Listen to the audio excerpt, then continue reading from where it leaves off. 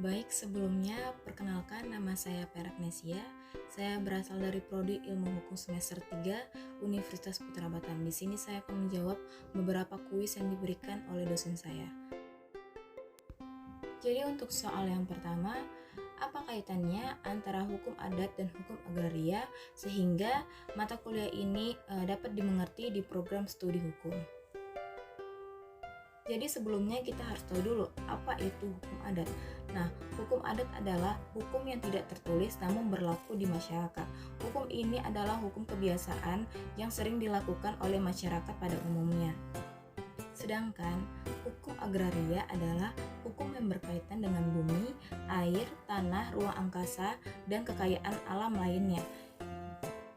Hukum ini dalam bentuk undang-undang dan peraturan lainnya dibuat oleh negara.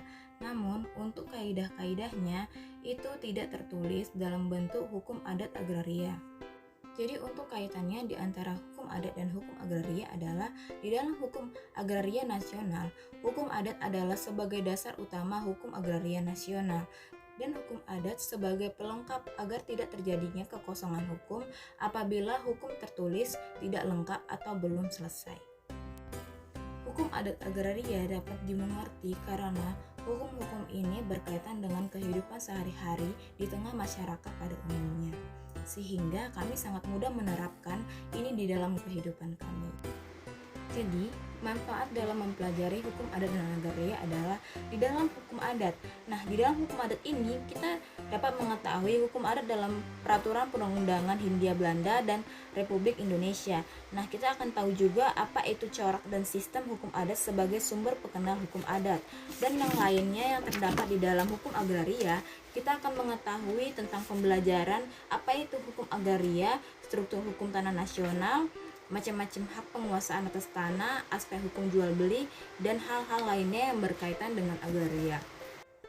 Jadi untuk masukan saya dalam mempelajari hukum adat agraria adalah kita harus lebih mempelajari lagi apa itu hukum adat di dalam kehidupan sehari-hari dan apa itu hukum agraria di dalam kehidupan sehari-hari agar kita dapat menerapkannya hukum-hukum tersebut dengan baik di dalam kehidupan kita.